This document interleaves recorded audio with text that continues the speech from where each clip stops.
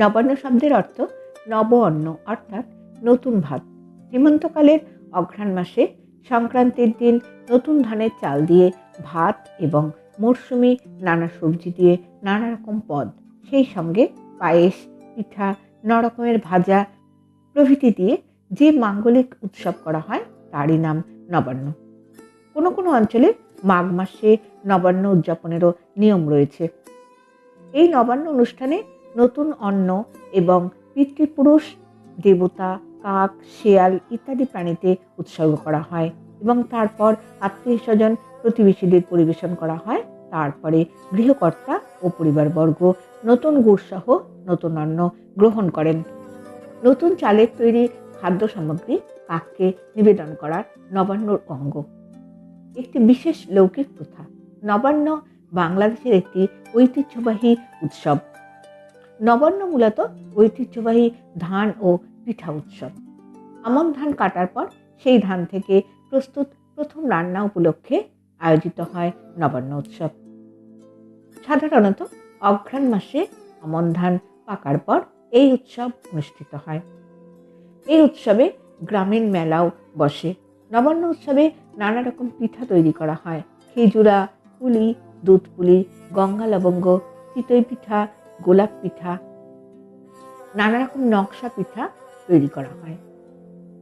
নবান্ন উৎসব কৃষকদের কাছে একটি তাৎপর্যপূর্ণ উৎসব, কারণ তারা তাদের প্রথম ফসল ধন ও সমৃদ্ধির দেবী অন্নপূর্ণাকে উৎসর্গ করে। সনাতন সম্প্রদায় নবান্ন উৎসবকে কেন্দ্র করে পূর্বপুরুষদের উদ্দেশ্যে পিঁ দান করে।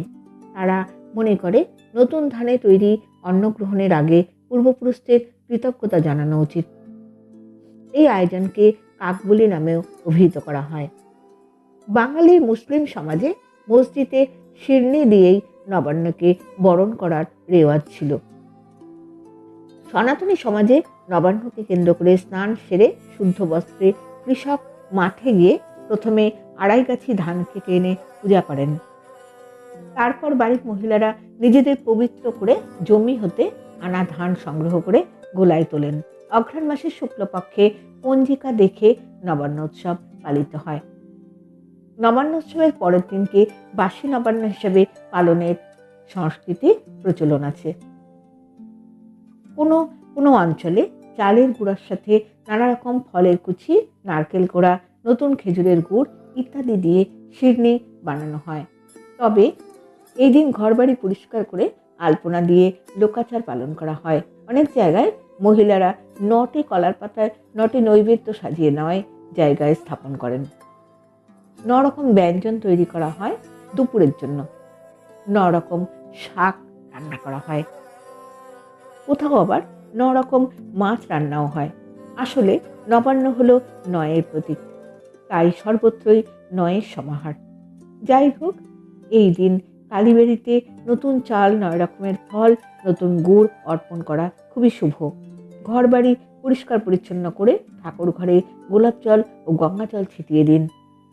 এই দিন নিরামিষ আহার করা উচিত। এছাড়া 9 রকম ফল, দুধ, নারকেল, নতুন গুড়ের সঙ্গে নতুন চালের গুঁড়ো দিয়ে শিরনি প্রস্তুত করে নারায়ণের উদ্দেশ্যে উৎসর্গ করে পরিবারের সকলে এই প্রসাদ গ্রহণ করুন। ভিডিওটি শুনে যদি আপনাদের ভালো লাগে তাহলে একটি লাইক দিয়ে অবশ্যই চ্যানেলটিকে সাবস্ক্রাইব করবার অনুরোধ রইল।